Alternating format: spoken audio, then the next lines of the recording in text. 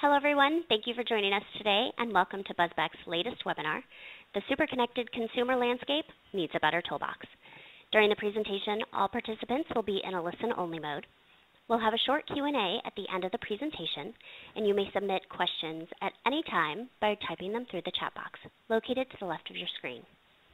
I'd also like to add that we'll be showing a few videos during the presentation, some of which have sound.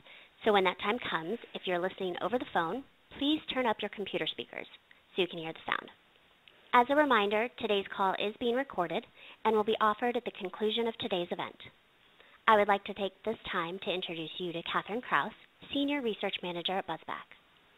Catherine has been with BuzzBack for over 5 years, working in both the US and UK offices for some of BuzzBack's top clients. She's experienced in ongoing multi-phase research, helping clients test products from initial innovation to positioning package optimization through final ad concepts. Catherine was a finalist in the Young ESMR Society Pitch Competition at the ESMR Congress this past month and recognized as a rising star at the ARF Great Mind Awards in 2014. She's been published for her independent textual analysis on Old Spice campaigns and the Media Report to Women. Catherine, welcome. Please go ahead. Thank you for that introduction, Melanie, and welcome everyone to the webinar. Today we are going to share with you how expanding your insights toolbox by utilizing different methods of research can help you keep up with the super connected consumers and tap into richer learnings. First, we'll give a little background into why and how we utilized a blended research approach to understand consumers' actions, perceptions, and emotions related to the Zika virus. Then we'll dive into the key learnings of the research and finish off with implications for your own research going forward. To start, a little about BuzzBack. Here, we're really focused on the super connected consumer. Targets such as millennials and Gen Z use digital methods to communicate, and even Gen X and boomers are adopting new digital tools. These targets operate differently, and as researchers, we need different ways to tap into this changing behavior. Chiefly, these connected consumers interact via imagery, whether through Facebook, Instagram, Snapchat, or so on, and live in a world centered around the use of visuals to communicate. This is the crux of what makes us different at BuzzBack. Our online projective tools are specifically designed to engage and provide richer insights by using visual cues that get beneath the surface. We work with half of the top 50 global consumer product companies, have MSAs with 10 of the top 20 global healthcare companies, and are preferred supplier for many of the companies represented by you listening to this webinar as we speak, mostly because of this unique toolbox of interactive visual projectives. Today, I'll show you some ways we use those interactive techniques in both quant and qual settings. And why did we conduct this research? Well, as one of the researchers here at BuzzBack, I often hear clients talking about their challenges with today's learning plans. Issues like, we have limited budgets or zero-based budgeting. We just started smart spending. We have constraints on travel, and or my boss really wants to move away from focus groups, but we still need the qual. I'm guessing some of you are nodding your head to each of these. More and more of our studies are quant and qual phased. Many are using mixed methods to capture learning. Our research toolbox is shifting to adapt to this hyper-competitive environment and to cater to these super connected consumers I spoke about before. Today, we'll look at an approach of integrating mixed methods that I presented at the ESMR Congress a couple of weeks ago. So on to our subject matter. Let's introduce the Zika virus, though I'm sure it needs no introduction. This is a virus transmitted primarily by Aedes mosquitoes that typically causes mild symptoms. Sounds simple enough, right? But this virus is anything but simple. In the past months, breaking news has been released daily, with discoveries of new transmission methods, increased awareness of neurological and developmental issues, and rising locally transmitted cases beyond Central and South America. It goes without saying that Zika is an issue close to people's hearts. And as I'm sure you found with your own brands, it's hard to get the full picture of what consumers do need, and feel when a product touches on many levels.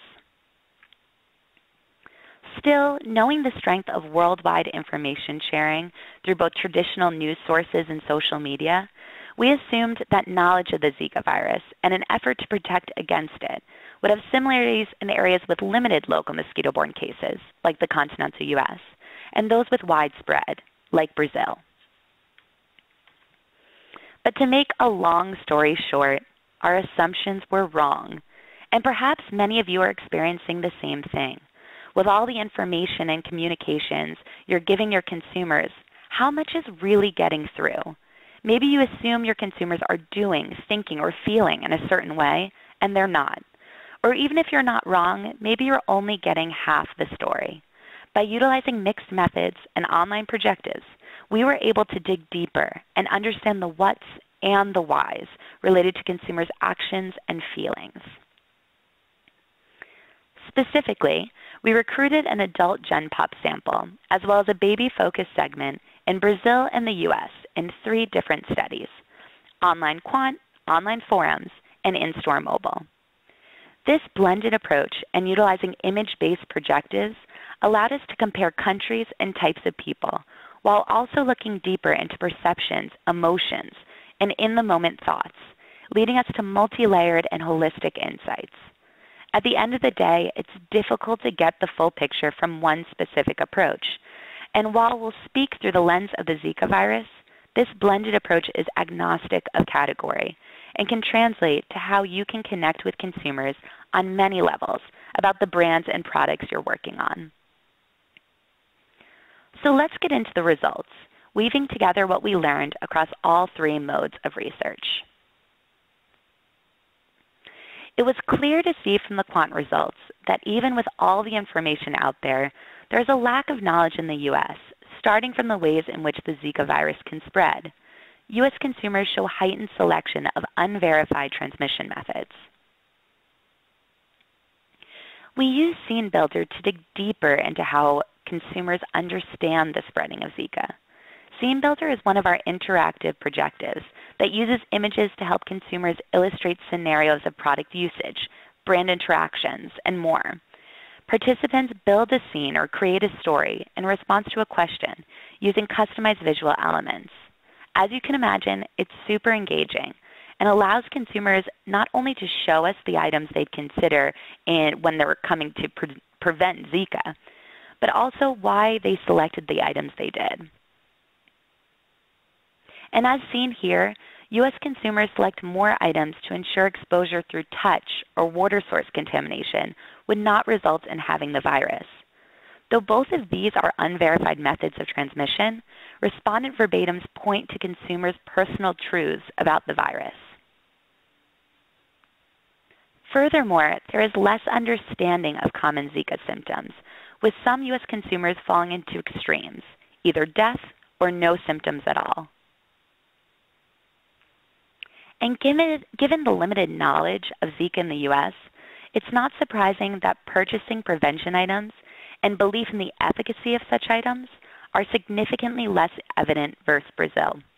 In fact, less than half of U.S. consumers think any of the top World Health Organization recommended preventative items are particularly effective in protecting against the virus, and 51% have not purchased any prevention items at all.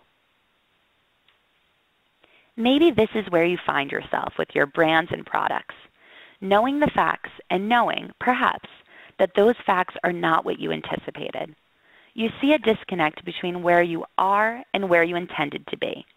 It's at this point that we decide to engage consumers even further and connect with them to see what's behind their current behavior.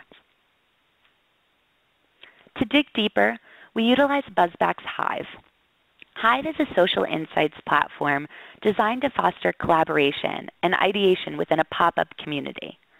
Participants log in to share opinions and experiences via tasks that involve pictures and storytelling with our unique tool set I spoke about before, while interacting with other community members. In these forums, we focused on understanding why respondents were behaving as they were. What was the perceptions and emotions driving the actions we were seeing in the quant? And how were they internalizing the virus?